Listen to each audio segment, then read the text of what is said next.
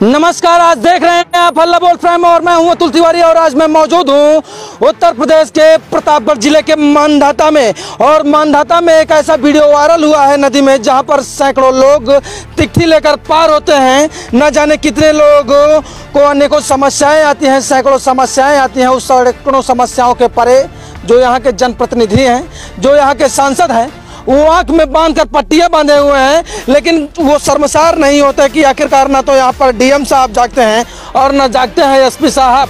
एक पुल देख लीजिए जो विकास की धारा में शायद नहीं विनाश की धारा में बह रहा है। और विनाश की धारा में बहे भी क्यों ना, क्योंकि जनप्रतिनिधि जो हैं, जिनके हाथ में अब दे दी गई है संविधान की बागडोर और देश चलाने की बागडोर, उनके अगर हाथों में ऐसा रहा तो प्रतापगढ़ विकास की धारा में नहीं विनाश की धारा में बहता हुआ आपको नजर आएगा।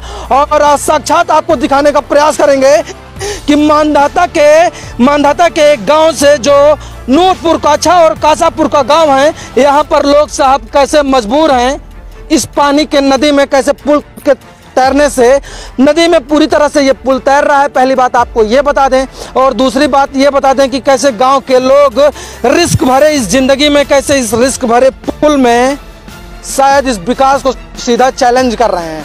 और चैलेंज कर रहे हैं सीधा मुख्यमंत्री। जब विकास की धारा की बात करते हैं कि उत्तर प्रदेश अब उत्तम प्रदेश हो रहा है, उत्तर प्रदेश अब विकास की धारा से जुड़ रहा है, बड़े बड़े हाईवे बन रहे हैं, एक्सप्रेसवे बन रहे हैं, चाहे वो पूर्वांचल हो चाहे वो आगरा का एक्सप्रेसवे हो।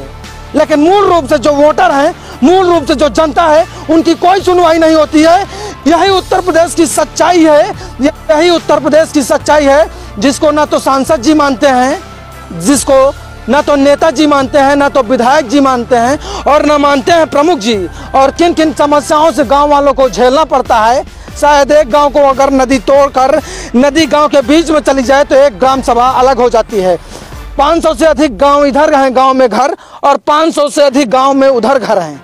लेकिन क्या करें साहब, विकास की धारा में जो लगातार भर रहा है प्रतापगढ़। चलिए, क्या नाम हुआ भाई साहब आपका? मिराज अहमद। मिराज जी, ये बताइए कि क्या क्या समस्या झेलने पड़ते हैं इस पुल के वजह से। आखिरकार इस विकास की धारा में नेता क्यों नहीं जुड़ना चाहता है यहाँ का? भैया आप देख ही रहे हैं कि हमारा जनाजा भी इसी चाली से हम लोग गुजर रहा है।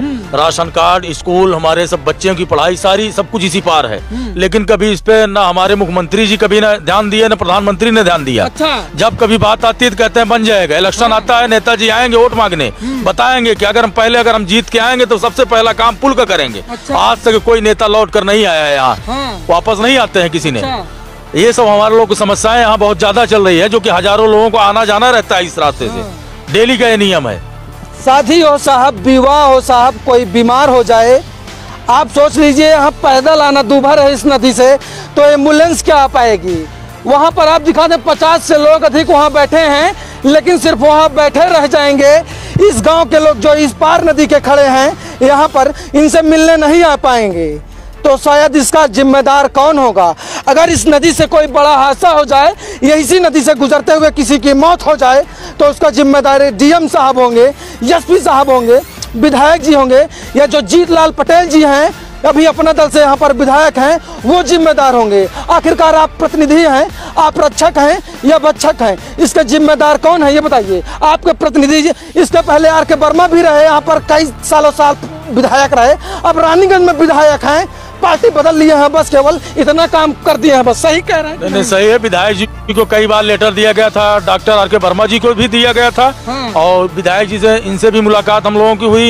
इन लोगों ने आश्वासन देते हैं, काम नहीं करते हैं। अच्छा। आश्वासन 10 साल विधायक जी रहे, डॉक्टर वर्मा जी ने दिया था, आज तक पुल नहीं बना पाए यहाँ। एक वीडियो ये तब वायरल हुआ, ये पुल जनाजा ले जाया जा रहा था साहब, लोग मजबूर थे और इसी पानी में हिलकर सैकड़ों लोग नदी से इस पार से उस पार जा रहे थे। क्यों भैया, वो वीडियो वायरल हुआ? हाँ, वीडियो वायरल हुआ था तो आप लोग सब देखे ही थे कि कैसे वायरल हुआ। क्या हम लोगों की दिक्कत है यहाँ? सबसे बड़ी दिक्कत हम लोगों को यही है कि कोई अगर कब्रिस्तान उस पार है, अगर कोई खत्म हो गया, कोई मर गया, तो उस पार से लाना इस पार हम लोगों को बड़ी दिक्कत की सामना करना पड़ता है। जो नेता हमारे नींद में सो रहे हैं उनको जगाने के लिए एक बार आप वीडियो शेयर कर सकते हैं। और वीडियो शेयर ही मत करिए, अपनी राय भी दे दीजिए, क्योंकि 2024 आने वाला है और उन नेताओं को तब जगाया जाएगा जब 2024 आएगा। लेकिन उस समय आप दारू मुर्गी पर मत बिक जाइएगा, क्योंकि उसी समय आपको बिक जाते हैं और 500 रुपये 1000 रुपये देकर खरीद लेते हैं नेता। खरीद लेते हैं कि नहीं खरीद? नहीं, सही है। जो लोग ऐसे पीने खाने वाले लोग खरीद लिए ही जाते हैं चुनाव में। पढ़े लिखे ज्यादा लोग खरीद लिए जाते हैं। चलिए थोड़ा सा आगे चलेंगे। ये देखिए चाचा आए हैं, लुंगी पूरा उठा के चल रहे हैं, पूरा लुंगी उठा दिए हैं, नहीं तो ये डूब जाएं। कितने लोग अक्सर इसी गांव में आते हैं और शायद इतनी फिसलन है इसमें, कैसे आप लोग पार करते हैं? बहुत मजबूरी का सामना करना पड़ता है। हाँ। बहुत दिक्कत है। अच्छा।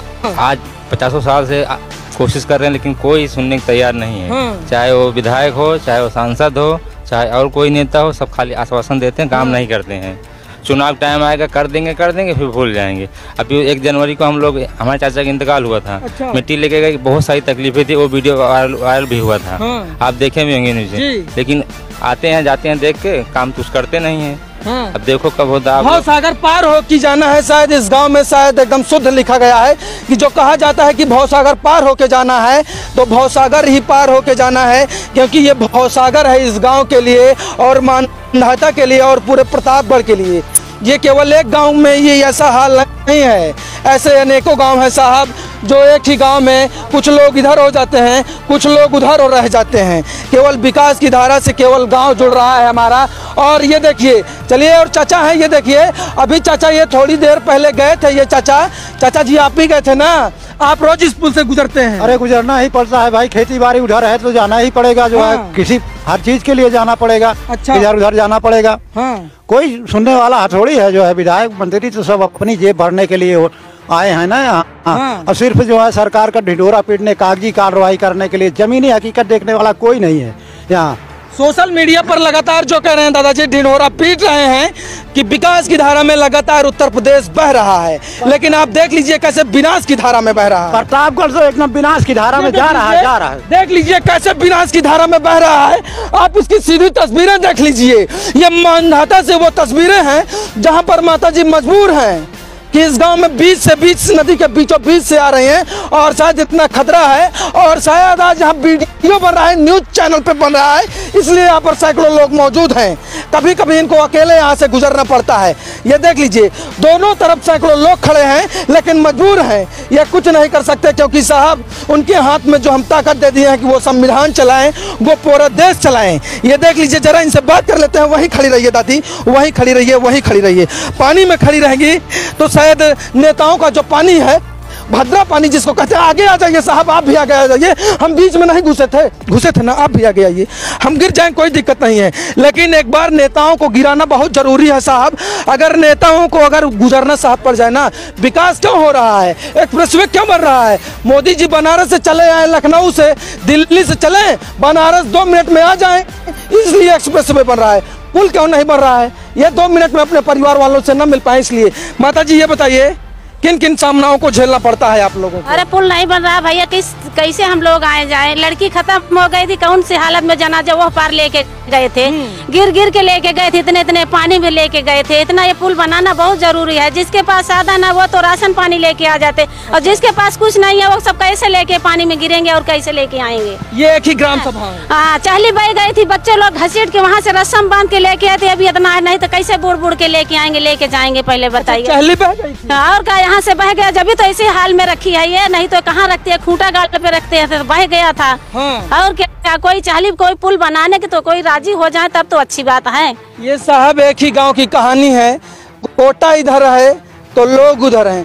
अगर कोटे में जाना है तो इस नदी को पार करके ही जाना पड़ेगा। और क्या, ऐसे नहीं जाना पड़ता है ना, बहुत दूर पुल है तो वहाँ कहाँ घूम के जाएंगे? सीधा यहाँ है, कब्रिस्तान है, बाजार अटे, मट्टी है, स्कूल अटे, सब कुछ तो इधर से जाना पड़ता है। सर्व शिक्षा अभियान चलाइए, पढ़ाइए बेटियां, बढ़ाइए बेटियां, लेकिन साहब अगर ऐसे ही विकास होता रहा तो कैसे चलेगा? एक चाचा जी हैं, इनसे भी बात कर लेते हैं। चाचा यहाँ ये जरा, क्या नाम हुआ आपका? नाम तो बताइए साहब। खालिद अली जी, ये बताइए आखिरकार ये पुल पर कैसे, कितने वर्षों से आप लोग आ रहे हैं? 50 साल से आ रहे हैं ऐसे। अच्छा, ऐसे आ रहे हैं, हम लोग बनाते हैं, बाढ़ आता है बह जाता है। अच्छा, उसके बाद फिर जो है ऐसे उतरते हैं हम लोग। त्रासदी बिहार में, उत्तराखंड में नहीं आती है साहब, त्रासदी इस गांव में भी आती है, मानधाता में, प्रतापगढ़ में भी त्रासदी आती है। लेकिन साहब नेताओं की आंख नहीं खुलेगी सदन में।